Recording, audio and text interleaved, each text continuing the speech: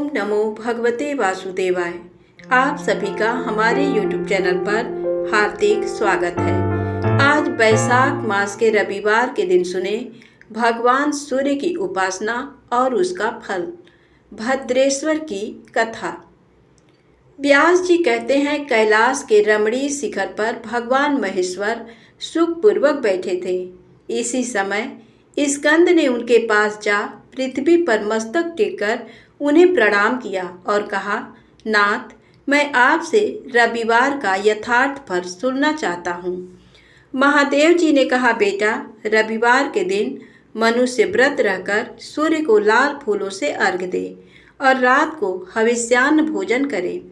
ऐसा करने से वह कभी स्वर्ग से भ्रष्ट नहीं होता। रविवार का व्रत परम पवित्र और हितकर है। वह समस्त कामनाओं को पूर्ण करने वाला, पुण्यप्रद, ऐश्वर्यदायक, रोगनाशक और स्वर्ग तथा मोक्ष प्रदान करने वाला है। यदि रविवार के दिन सूर्य की संक्रांति तथा शुक्ल पक्ष की सप्तमी हो तो उस दिन किया हुआ व्रत, पूजा और जप सब अक्षय होता है। शुक्ल पक्ष के रविवार को ग्रहपति सूर्य की पूजा करनी चाहिए। हाथ में फूल लें। लाल कमल पर विराजमान सुंदर सुशोभित रक्त वस्त्रधारी और लाल रंग के आभूषणों से विभूषित भगवान सूर्य का ध्यान करें और फूलों को सूंघकर ईशान कोण की ओर फेंक दें। इसके बाद आदित्याय विग्रहे भास्कराय धीमहि तन्नो भानुः प्रचोदयात् इस सूर्य गायत्री का जप करें। तदनंतर गुरु के उपदेश के अनुसार विधि पूर्वक पूजा करें। भक्ति के साथ पुष्प और केले आदि के सुंदर फल अर्पण करके जल चढ़ाना चाहिए। जल के बाद चंदन, चंदन के बाद धूप, धूप के बाद दीप, दीप के पश्चात नैवेद्य तथा उसके बाद जल निवेदन करना चाहिए। तत्पश्चात जप, स्तुति, मुद्रा और नमस्कार करना उचित है। पहली मुद्रा का नाम अंजलि और दूसरी का नाम धेनु है। इस प्रकार जो सूर्य का पूजन करता है वह उन्हीं का सायुज्य प्राप्त करता है। भगवान सूर्य एक होते हुए भी काल भेद से नाना रूप धारण करके प्रत्येक मास में तपते रहते हैं। एक ही सूर्य 12 रूपों में प्रकट होते हैं। मार्गशीर्षम मित्र, पौष में सनातन विष्णु, माघ में वरुण, फाल्गुन में सूर्य, चैत्र में भानु, बैसाख में तापम, ज्येष्ठ में इंद्र, आषाढ़ में रवि, श्रावण में गभस्ति, भाद्र आश्विन में हिरण्यरेता और कार्तिक में दिवाकर तपते हैं। इस प्रकार 12 महीनों में भगवान सूर्य 12 नामों से पुकारे जाते हैं। इनका रूप अत्यंत विशाल, महान, तेजस्वी और प्रलयकालीन अग्नि के समान देदीप्यमान है। जो इस प्रसंग का नित्य पाठ करता है उसके शरीर में पाप नहीं रहता। उसे रोग, दरिद्रता और अपमान का कष्ट कभी भी नहीं उठाना पड़ता। वह क्रमशः यश, राज्य, सुख तथा अक्षय स्वर्ग प्राप्त करता है। अब मैं सबको प्रसन्नता प्रदान करने वाले सूर्य के उत्तम महामंत्र का वर्णन करूंगा।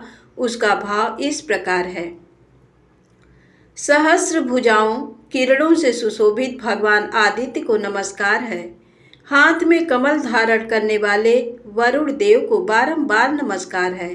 अंधकार का विनाश करने वाले श्री सूर्यदेव को अनेक बार नमस्कार है।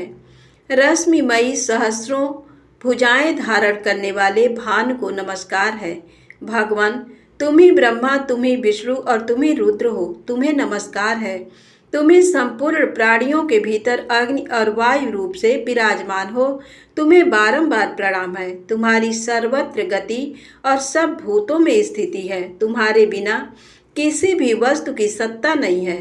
तुम इस चराचर जगत में समस्त देहधारियों के भीतर स्थित हो। इस मंत्र का जप करके मनुष्य अपने संपूर्ण अभिलषित पदार्थों तथा स्वर्ग आदि के भोग को प्राप्त करता है। आदित्य, भास्कर, सूर्य, अर्क, भानु, दिवाकर, सुवर्ण रेता, मित्र, पूषा, त्वष्टा, स्वयंभू और तिमिरास ये सूर्य के 12 नाम बताए गए हैं। जो मनुष्य पवित्र होकर सूर्य के इन 12 नाम का पाठ करता है वह सभी पापों और रोगों से मुक्त हो परम गति को प्राप्त होता है। खजानन, अब मैं महात्मा भास्कर के जो दूसरे प्रधान नाम है उनका वर्णन करूंगा। तपन तापन कर्ता हर्ता महेश्वर लोक साक्षी त्रिलोकेश व्योमाधीप दिवाकर अग्निगर्भ महावित्र खग साप्ताश्ववाहन पद्महस्त तमोभेदी ऋग्वेद यजुः सामक कालप्रिय पुंडरीक मूल स्थान और भावित। जो मनुष्य भक्ति पूर्वक इन नाम का सदा स्मरण करता है उसे रोग का भय कैसे हो सकता है। कार्तिकेय तुम यत्न पूर्वक सुनो। सूर्य का नाम स्मरण सब पाप को हरने वाला और शुभ है। महामते आदित्य की महिमा विषय में तनिक भी संदेह नहीं करना चाहिए। ओम इंद्राय नमः स्वाहा, ओम विष्णवे नमः, इन मंत्रों का जप होम और संध्योपासन करना चाहिए। ये मंत्र सब प्रकार से शांति देने वाले और संपूर्ण विघ्नों के विनाशक हैं। ये सब रोगों का नाश कर डालते हैं।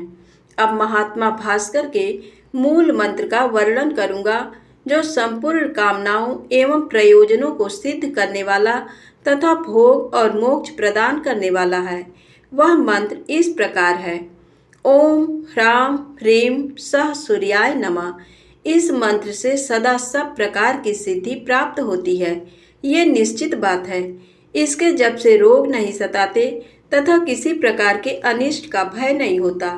ये मंत्र ना किसी को देना चाहिए और ना किसी से इसकी चर्चा करनी चाहिए, अपितु प्रयत्न पूर्वक इसका निरंतर जप करते रहना चाहिए। जो लोग अभक्त पाखंडी और लौकिक व्यवहारों में आसक्त हों उनसे तो इस मंत्र की कदापि चर्चा नहीं करनी चाहिए। संध्या और होम कर्म में मूल मंत्र का जप करना चाहिए। उसके जप से रोग और क्रूर ग्रहों का प्रभाव नष्ट हो जाता है। वत्स दूसरे अनेकों शास्त्रों और बहुतेरे विस्तृत मंत्रों की क्या आवश्यकता है। इस मूल मंत्र का जप ही सब प्रकार की शांति तथा संपूर्ण मनोरथों की सिद्धि करने वाला है। देवता और ब्राह्मणों की निंदा करने वाले नास्तिक पुरुष को इसका उपदेश नहीं देना चाहिए। जो प्रतिदिन 1, 2 या 3 समय भगवान सूर्य के समीप इसका पाठ करता है उसे अभीष्ट फल की प्राप्ति होती है।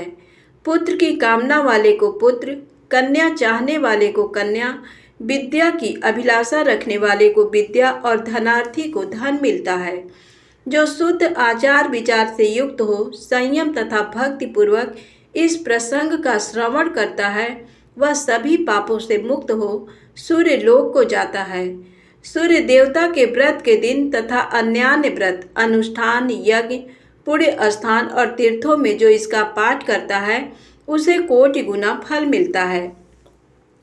व्यास जी कहते हैं मध्य देश में भद्रेश्वर नाम से प्रसिद्ध एक चक्रवर्ती राजा थे। वे बहुत सी तपस्याओं तथा नाना प्रकार के व्रतों से पवित्र हो गए थे। प्रतिदिन देवता ब्राह्मण अतिथि और गुरुजनों का पूजन करते थे। उनका बर्ताव न्याय के अनुकूल होता था। वे स्वभाव के सुशील और शास्त्रों के तात्पर्य तथा विधान के पारगामी विद्वान थे। सदा सद्भाव पूर्वक प्रजाजनों का पालन करते थे। एक समय की बात है, उनके बाएं हाथ में श्वेत कुष्ठ हो गया।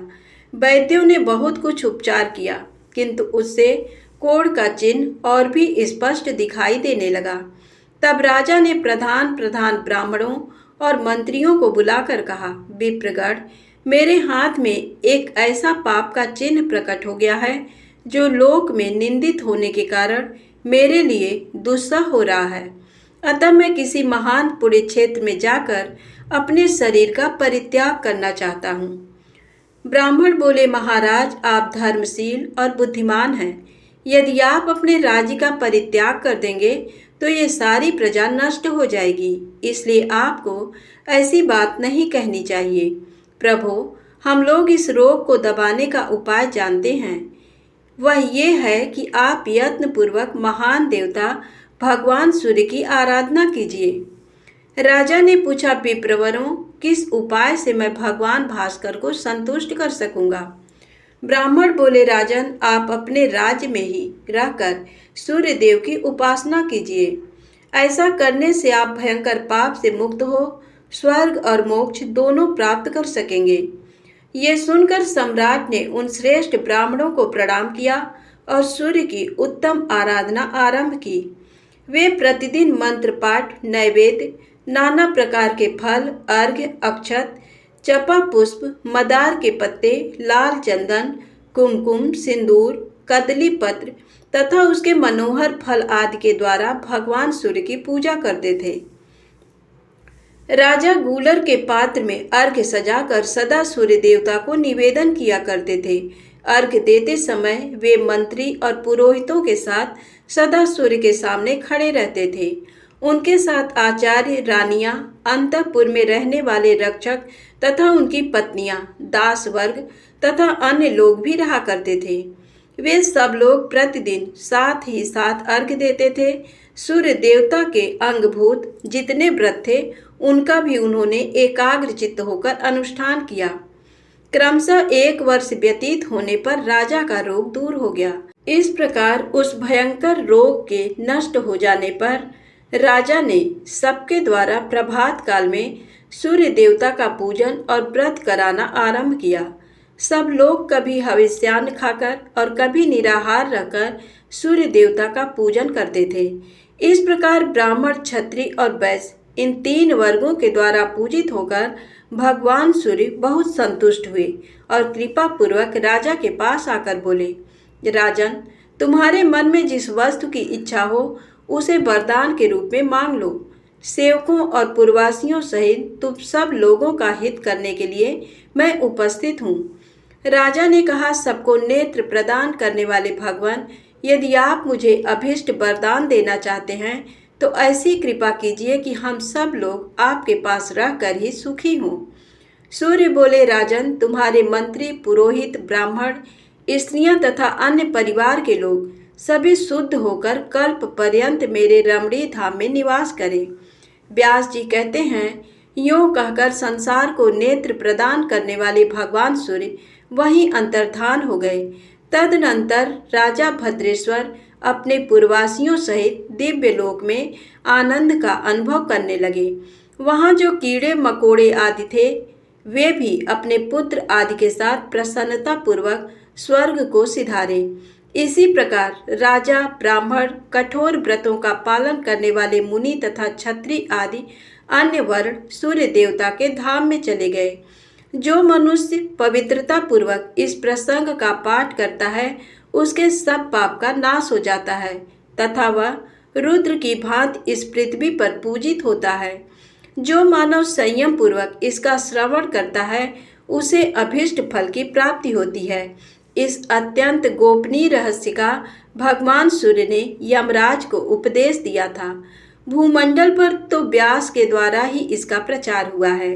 ब्रह्मा जी कहते हैं, नारद, इस तरह नाना प्रकार के धर्मों का निर्णय सुनाकर भगवान व्यास सम्याप्रास में चले गए। तुम भी इस तत्व को श्रद्धा पूर्वक जानकर सुख से विचरो और समयानुसार भगवान श्री विष्णु के सुयश का सानंद गान करते रहो। साथ ही जगत को धर्म का उपदेश देते हुए जगत गुरु भगवान को प्रसन्न करो। धन्यवाद। दोस्तों, कहानी अच्छी लगी हो तो कृपया मेरे चैनल को सब्सक्राइब करके मेरा सहयोग करें। जय माता दी, जय भोलेनाथ।